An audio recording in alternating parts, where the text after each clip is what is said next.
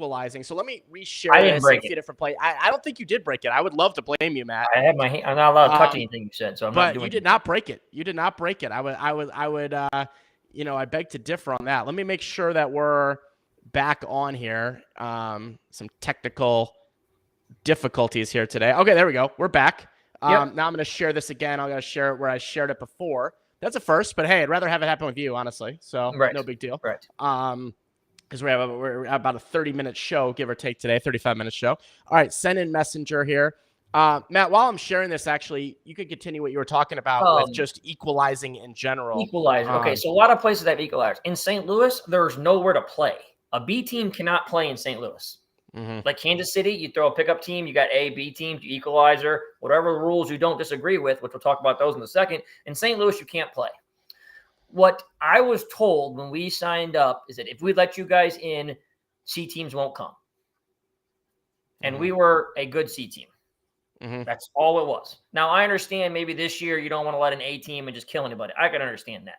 But what that means is C teams reached out to whoever it was and said, if they're playing, we're not playing. And then some say they weren't, whatever it is. I don't think the director makes that up and tells me that if that wasn't said to him. So right. All I'm getting at is the St. Louis, you guys got to get just tougher. Maybe tougher is a good word. You go to Indiana, them guys don't care who plays wherever. The Show No Mercy, they're playing Phil, Matt, and Chad Mullins, the C team. They're talking shit when they beat them. They beat the shit out of us there. All they do is talk trash the entire time. Yeah, it was fun. I mean, it wasn't fun losing, but I mean, that was fun. No, right. But what I'm getting at is you don't see that here. Now, is that because there's not a lot of B teams here? There was 3 B teams here last year. Mm-hmm. Us, Hubs, and Synergy. If we would have played a tournament in St. Louis with us 3 and 10 C teams, why would we not do that? We would have flew our guys in to put our team here to play here. That was never going to happen. It is what it. I think there was 4 or 5 C teams last year. They bumped a couple up. I mean, softball in St. Louis is at an all-time low. Yeah, let's talk about this. Let's talk about this. This is a great topic. I know you want to rant on it. And I'm just going to let you rant, and I'm going to sit back and enjoy it. But for context here, you're right. As we get into it, and again, I've been involved in the game, this much compared to the way that you've been involved in the game this much, right? And so, I've only been around for a few years, so I've kind of seen it. Even in my few years, though, just honestly, I just see a lot less teams. Like, I think it was a 4-team state this year for C, maybe.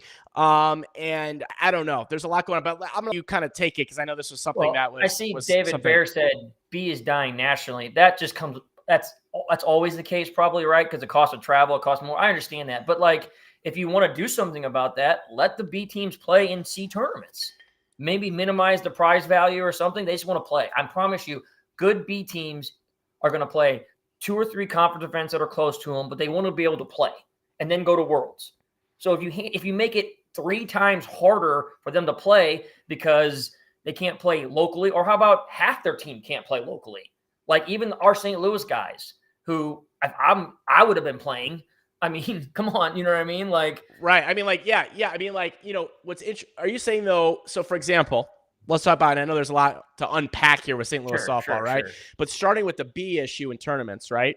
Because there's a lot of guys in this area, right? St. Louis-ish area played B last year, right?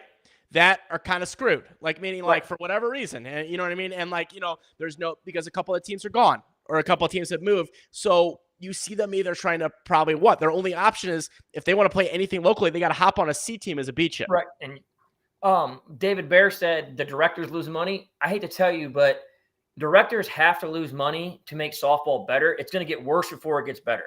I mean, to be honest with you, the director, you do it for fun. I'm not really concerned about the director making money. I mean, I think the director needs to get compensated for his time and everything. And do they need to make $100,000 being a softball director and saying, or whatever those numbers are? I don't think so. I think they need to make the game better and try to do everything better. And then when the money to be made, I don't know.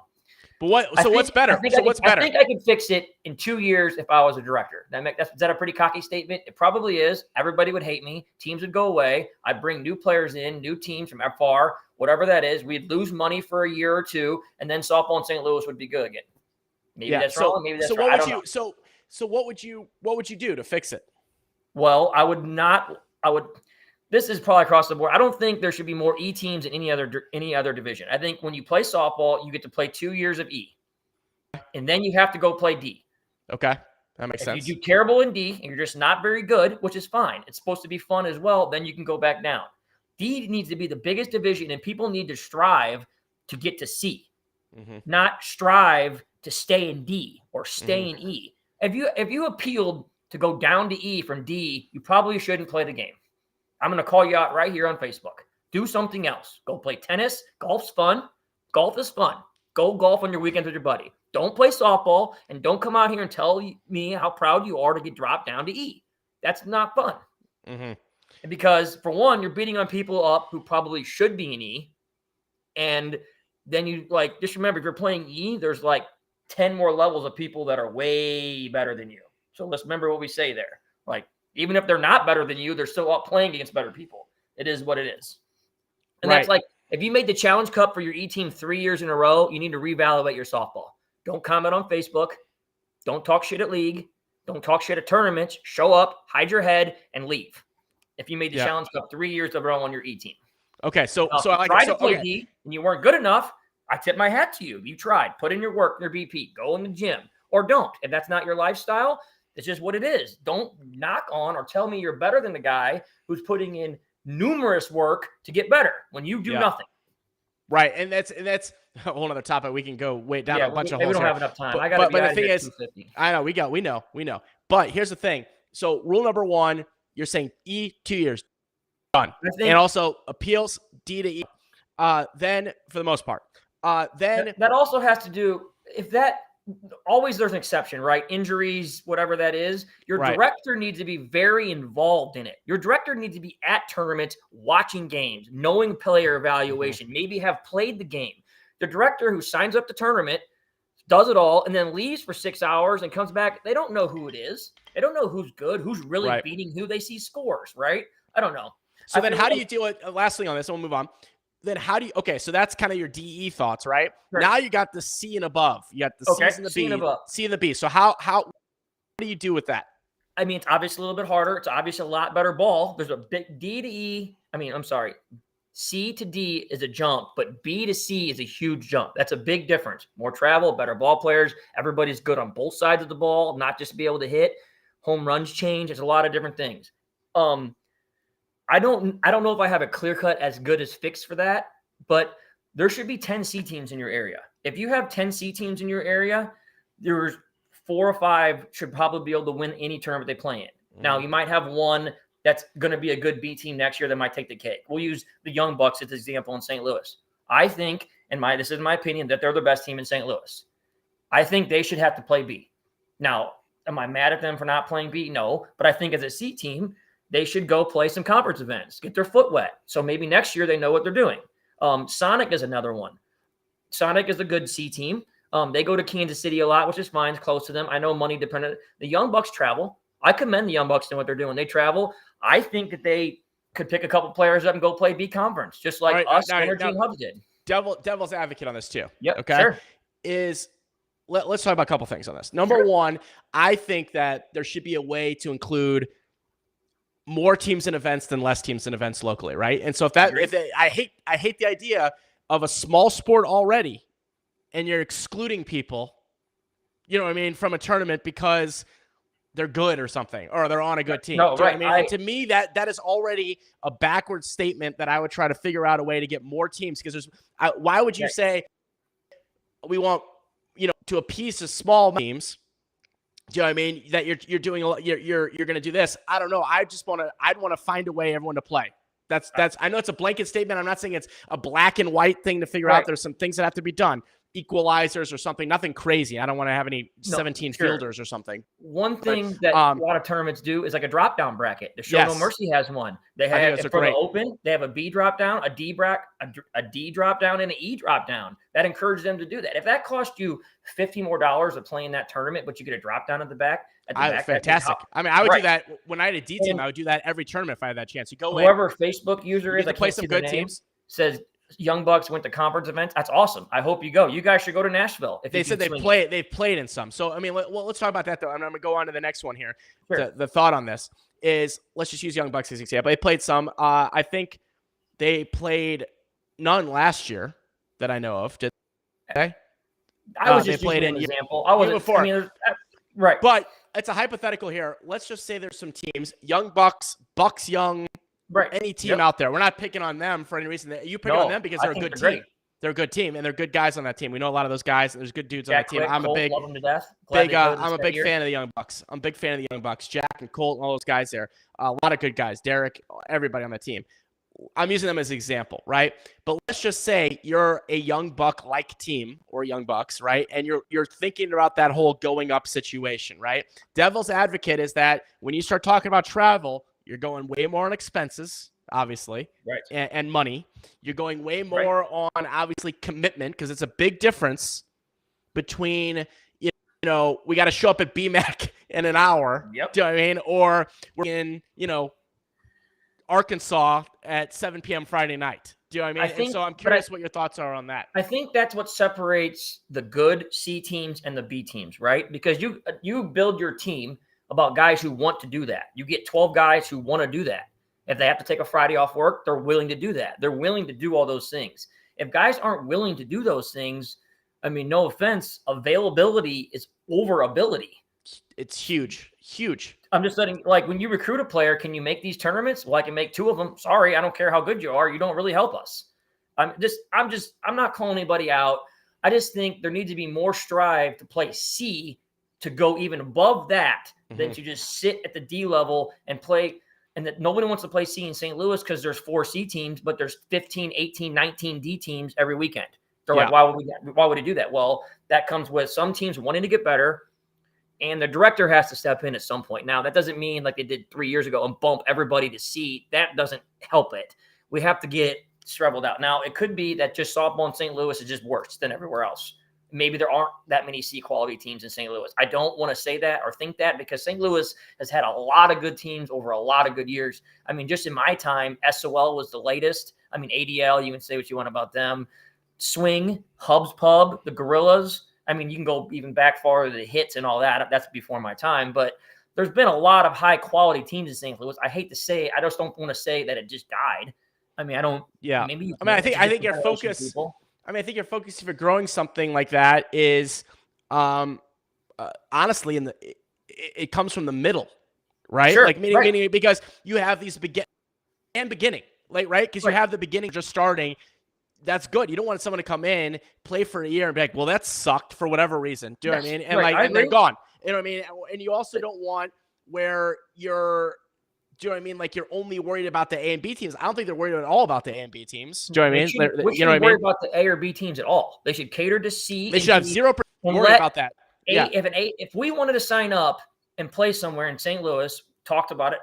We've already offered last year. We'll take no prizes if we win, which we don't ever win anything. We said, hey, we're not going out there to blow up pitchers. We just want to play in St. Louis with our guys. And they were like, no. And that's when we were not good.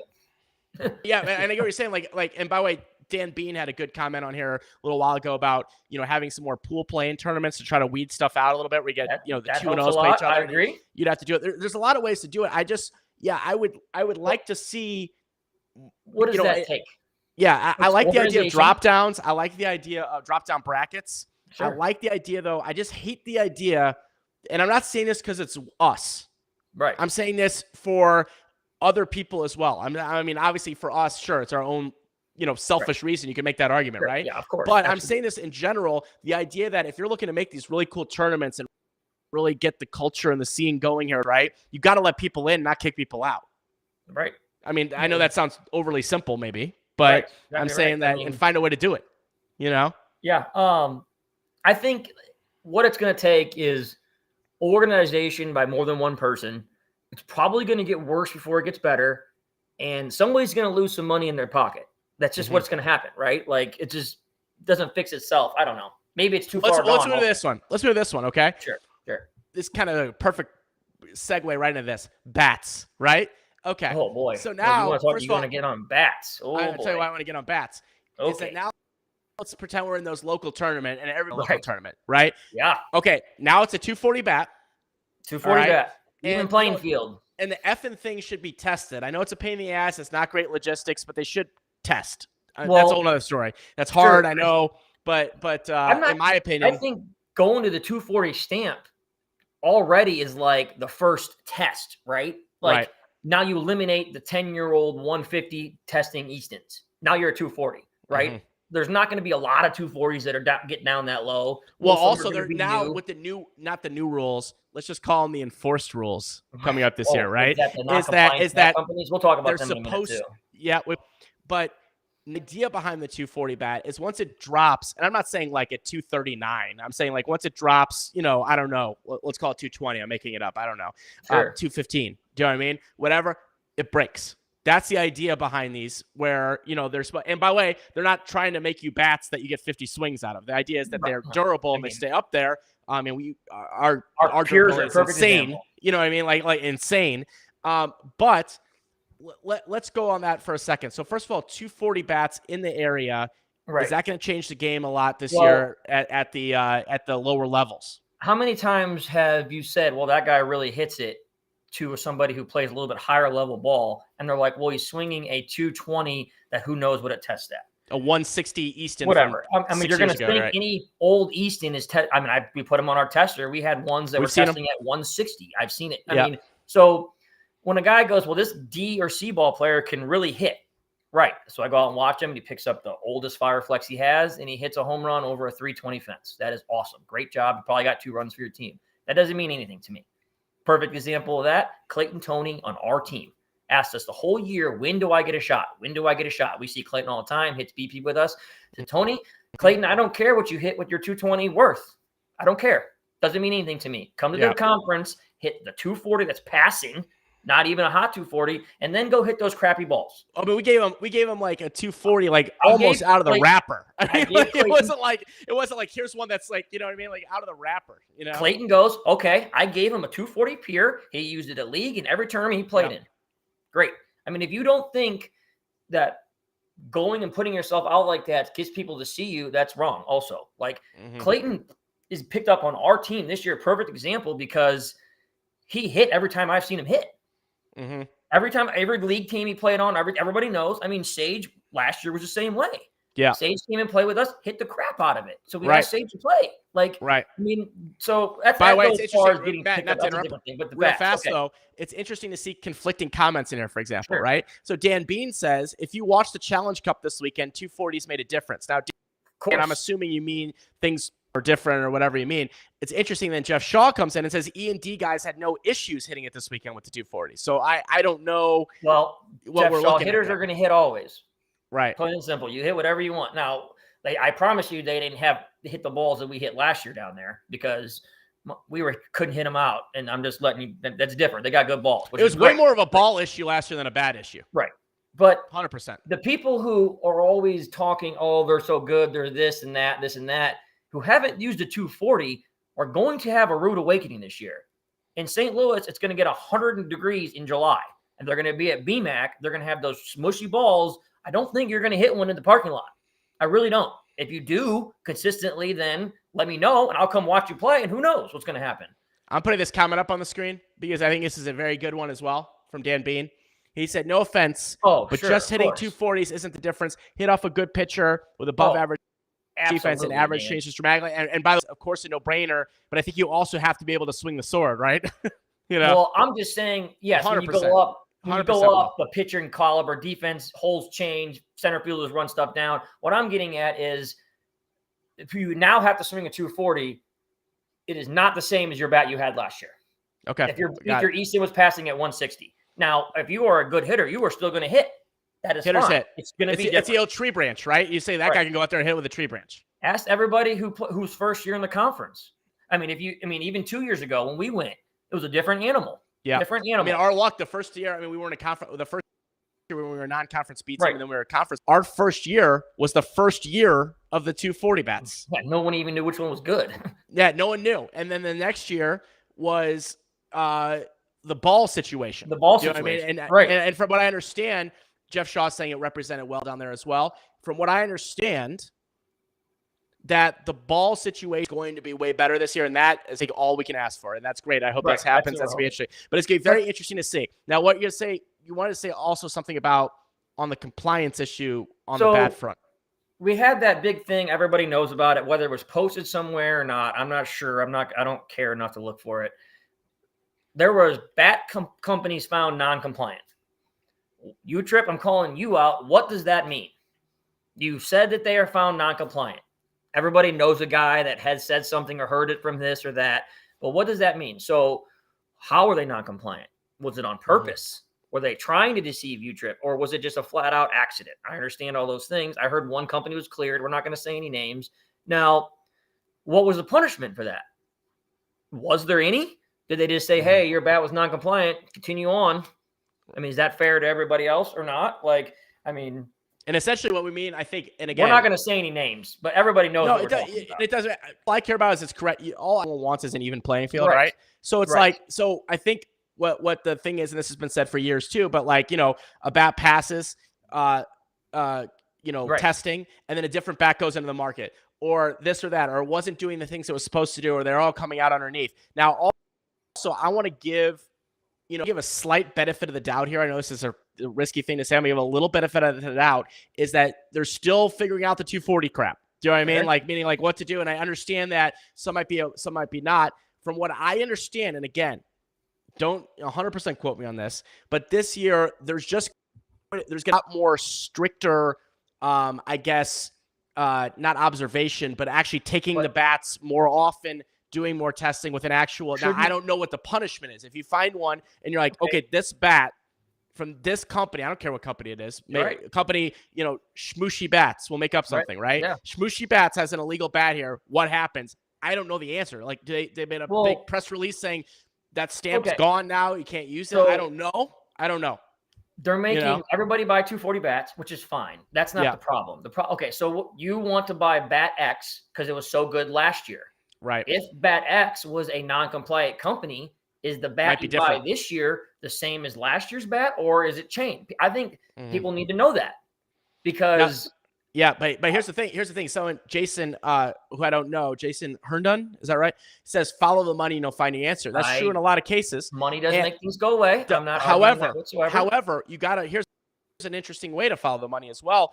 I know bat companies last year were not happy with their year because of inconsistencies across the board. Some people using 220s in this, you got 240s in conference, things like that. Like, imagine last year, if you're not a conference player, why would you buy a brand new 240 bat? Yet these companies create a 240 bat. Do you know what I mean? Right. So the move is, I know U-Trip botched the execution of it. We're not getting into that. We know that. But I'm saying but the idea though of that, we're all kind of together in it. I'm hoping that it gets stricter. You know what I mean? But I don't know. I never hit any of the non-compliant ones. So I have no idea what it was. Well, people ask also, why did they do that? It's not to get the 240 and 220 difference. Sure, say what you want, is 20 PS, what eyes or whatever. They're trying to eliminate the 7-year-old East End that testing at 150. Yeah, that's what they're trying. And it's not. That's what they're trying to eliminate for the people who don't know. 240 clean slate. A bat testing at 240 versus a bat testing at 220 is not a ginormous difference. It's a little bit of a difference, right? A 240 compliant bat that's testing at 250, 260 versus a bat that someone's swinging at 170, huge difference. Back to that non-compliant thing though. So I'm buying bats. We're playing a place that tests. This company is non-compliant. I don't know which ones they are. Whatever bat you bought, I get a bat. I use it. It fails in one weekend. Is that because it's a non-compliant bat that they made on purpose like that? Now I have to buy another one? I think all that information needs to be known. So, for the people who get bats for free, we don't care. No one cares. They don't care. Give me the hottest bat ever. Past one weekend, I'll send it back and get a new one, right? But they made everybody do this now. I think it's a big deal that you guys need to make it clear which bats are non-compliant. Yeah. What is being done about it, and why were they non-compliant? Yeah. I'd make the same argument where I like the transparency on that. Do you know what I mean? Another transparent move I would like, and this is related and not related at the same time, is that, players that are suspended or issues, I'd like to know who they like. Those should be posted. Do you know what I mean? I know they don't want them for legal reasons and stuff like that, but I'm saying those should be posted. It's not a scarlet. Well, it is a little bit of a scarlet letter, and it should be, honestly. Right. I will say, go I'm biased. We get pure bats. We love them. I don't think there's, we you get a team of guys all swinging Pier, you're going to get a couple of guys that say, I'll swing it. It's not the greatest. When you have 85% of the guys that love them, they're probably pretty good, right? And I know how good they were because I was the one testing the bats. We've had 3 or 4 fail. They get down to 245, 250 and stay there. Now, every now and then one of our monsters would fail one. It is what it is. I mean, we finally broke Luke Boister's bat at BP the other day, and it had 2,000 swings on it. Yeah, it's thousands. I was gonna say. Yeah. I mean, if you bought a bat and got 2,500 good swings, I mean, you have to be happy with that. Yeah, Plus, if you had the return, send it back. Yeah, but for anybody that questioning bats, I'm in St. Louis. When we don't play, I go to BMAC, I go to Wapple Horse, wherever the tournaments are. I have Piers in my car. You want to try one? You let me know. I'll bring you what you want to try. I'm going to talk to Pure, try to get some bats for people to put Pure out there. I'll let you try any bats you want. You want to take one to the Challenge Cup this weekend? You want to come get one from me? I have one you can take. Now, with that being said, I mean, bats got to be broken correctly, all these things too, right? They're just different. Brandon Keene will be down there. Take one to Brandon Keene. He's got 500 of them. I mean, what I'm getting at is I think the Pure has done it right because our bats pass. They were, say what you want on performance, top 3 or 4, but then again, there was 3 or 4 non-compliant bat companies out there. We're not going to name names, but I'm also biased. I like the Pure bat. Now, I'm not saying that this bat is better than those or that. I didn't even get to swing a lot of other bats. So, but there are good bats to be out there. And if you're really worried about it, I'm going to plug Smash It Sports here, even though I don't really like them. There's bats on there for $100.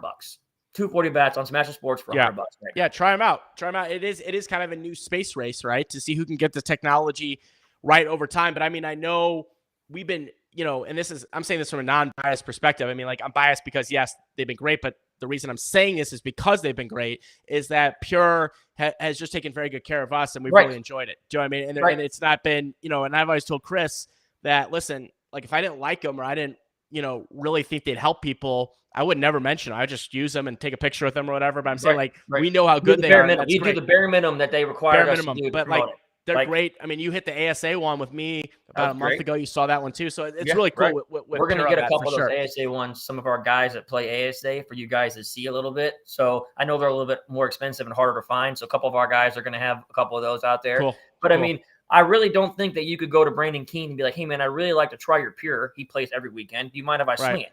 I mean, if he has I'll send a bat. I mean, Luke Boyster might be in Branson in February 3rd. I'll send a couple of Pures down with Luke. If you want to hit him, go ahead. Yeah, give him a try. And we're going to be playing League at Wapple Horse on Wednesday nights. I mean, how many times did we we're going to have them out there? Come on out. Back to a couple of guys. Yeah, last year we would even do that, but I think we'll do it even more this year. Is like guys on other teams, you're going to come out, check them out, check them out for sure. And so, by the way, Matt, I know we have. I just want to be respectful of time here. We don't talk to Mooch. We go right to Chris, buddy. Mooch, yeah. Love you, bud. We go over intermarriage, let him focus on his beach home and smoking cigarettes. We got it. We're under control. Couple things I want to mention. Number one, something that was brought up here. I want to talk about 2 topics. Yep. Challenge Cup, keyboard warriors. Okay. Let's start with Challenge Cup because I think it's thoughts on Challenge Cup. I think you want to mention it. Yeah. So I've never been to the Challenge Cup, so I've never seen the personal atmosphere. I've heard it's great. I understand that. It's still softball in January. From the top levels, I understand the lower level guys, a lot more to prove. I get it. The top level guys, how much effort is really being put out? Don't know. I'm not speaking for anybody. But, you always hear, well, it's okay to suck in January. Let's not suck in April. I don't know. So the Challenge Cup is a mixed opinion. Some guys love it to death. It's the biggest, best thing in the world. Is that because they don't ever get a chance to play anything more than that? Or is that really that cool? It's fine. I think it's interesting. It reminds me of something that you played in many, many times. And so have I back in the day, State Wars with inline hockey, right? Right. So State Wars with inline hockey, when it came on, roller hockey, was a great concept. Tim McManus, right? Yep. Someone I know very well, played for him. Greg Thompson, those guys. It was a great concept. State Wars basically is this: play for your state. It is, 100%. And it evolved over time. Like early on, there was tryouts, there was this, there was that, there's all kinds of things that would happen, right? Now I can't speak to it or what it's like. I know it's different. Originally you had like one team per state, but regardless of whether those things get worked out or how it goes, it definitely feeds, I guess, a dead spot in the schedule, no doubt. Do you know what I mean? No one's really playing anything, the higher level teams usually get more close to the real Challenge Cup best of the best teams because there's less options at the major level, right? Let's be realistic. How many major guys live in your state? It can't be more than 20. I don't know.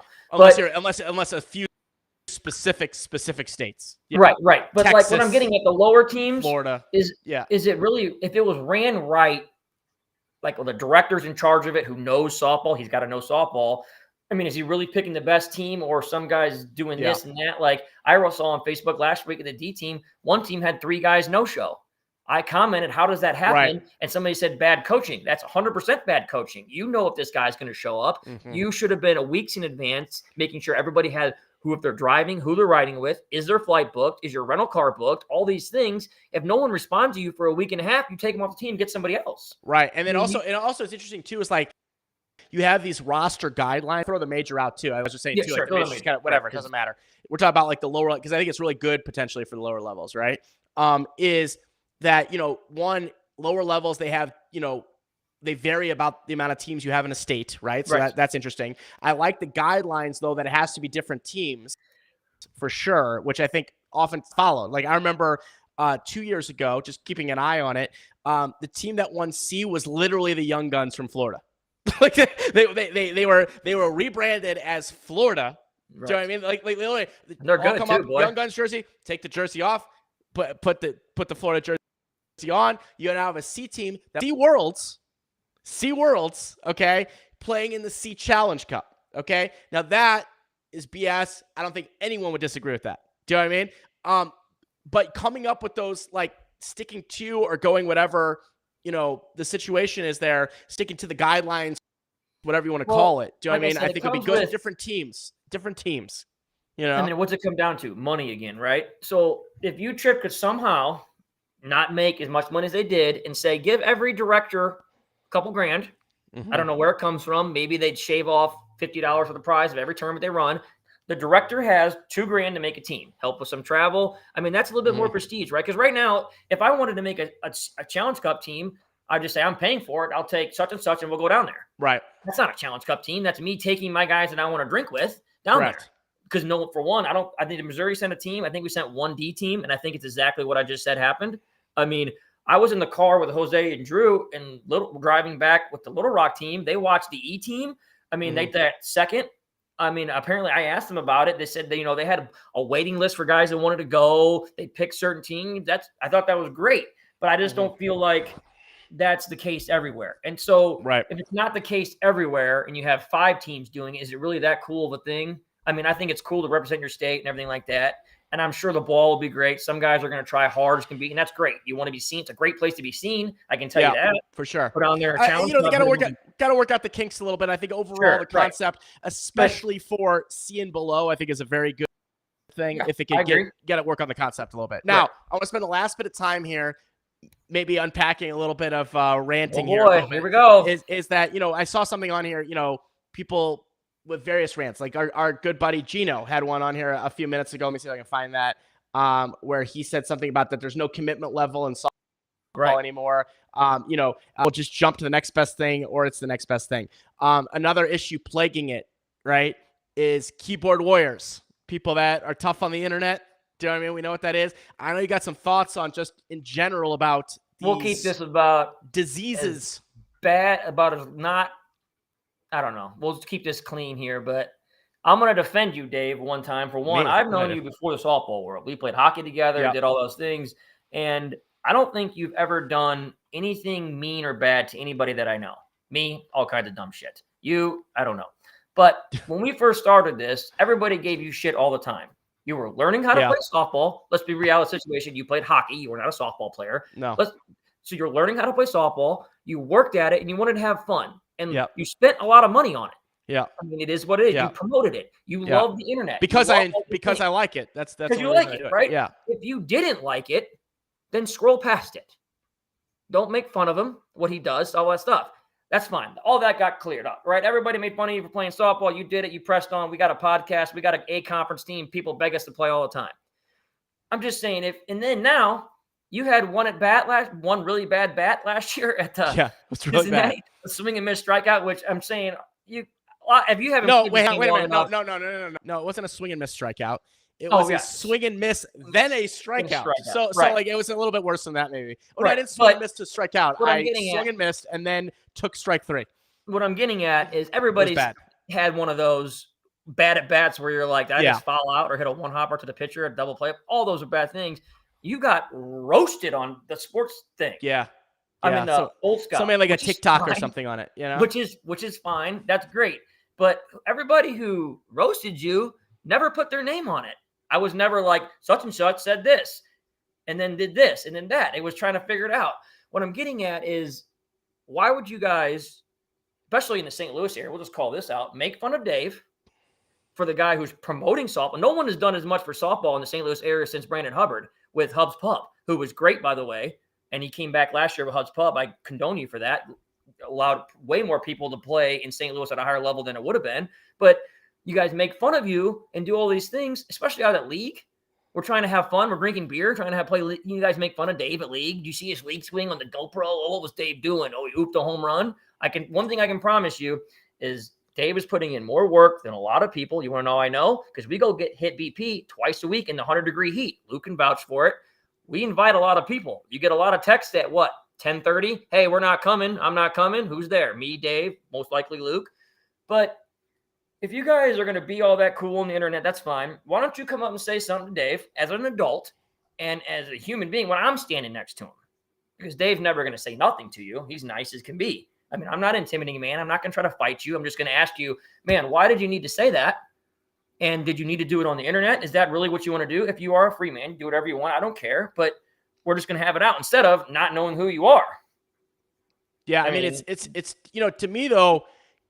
I know you don't. I care. appreciate that. Me, I didn't ask you to come on here and talk about that. You know what I mean? This is something you want to talk about, and that's fine. You know what I mean? And I appreciate you having back, and I know everybody on the team has a back. I mean, to me, I understand, and I've been involved with online business and online media, especially for a long time, back to 2008. Do you know what I mean?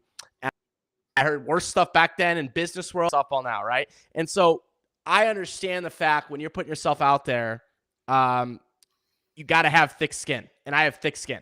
Doesn't mean that something can't bother me. I'm a human.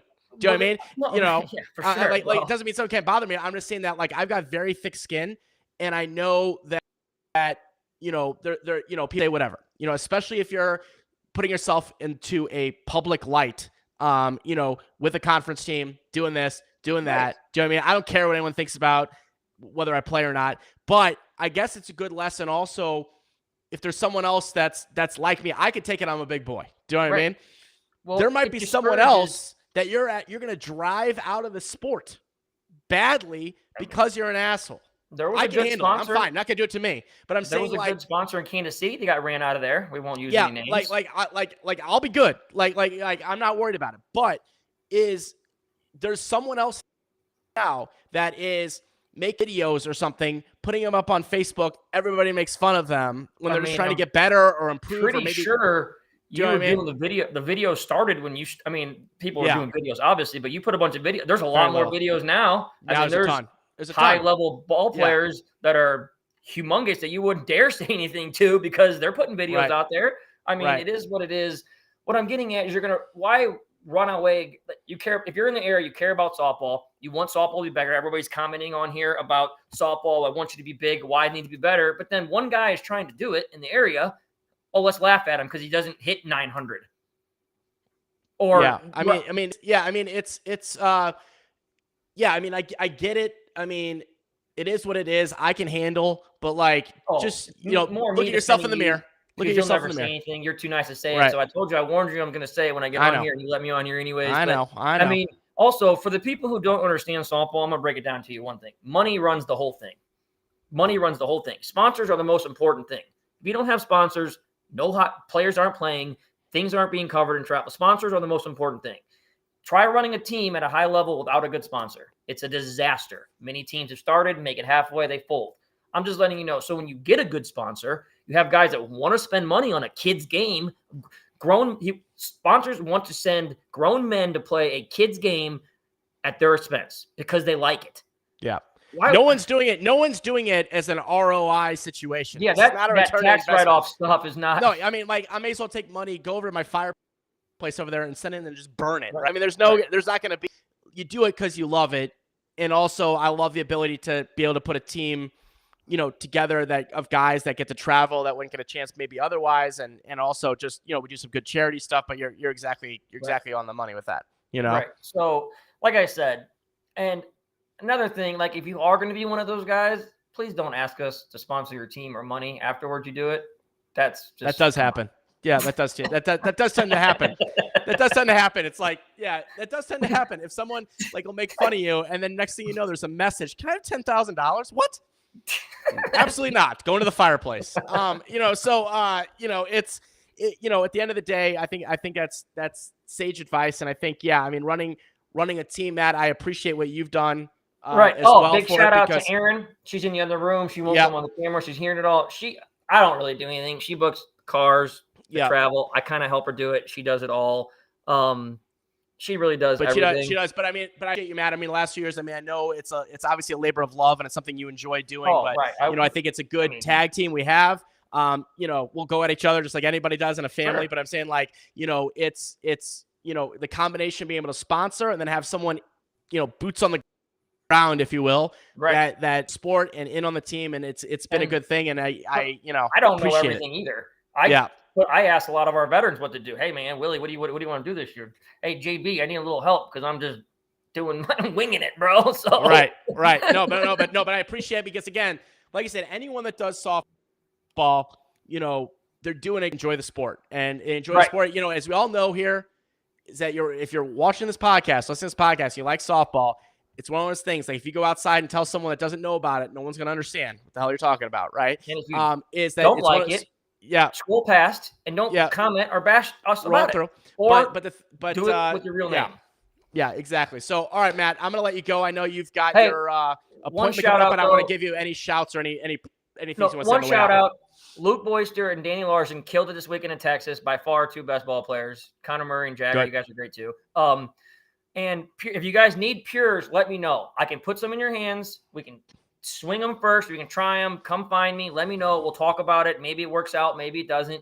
If you're a guy who's complaining about the 240 thing, I'm going to plug Smash It. Go buy a $100, $240 bat from Smash It. The Anarchies, the Eastons, they'll be fine. They'll be good enough. Not that big of a difference. So, awesome. All right, my man. All right. I appreciate on my leg. So, and reminder that Petrov, you can hunt him down on Facebook. Just look for Matt Petrov. 24 hours. I won't be able to respond. Once he gets out of Facebook jail, he'll be back. So appreciate you, Matt. On the way out, again, reminders. Thank you to the Siteman Cancer Center for the sponsorship of this episode. SitemanSoftball.com/podcast. And I'll see you guys in the chat. All right. Bye, guys. See you guys.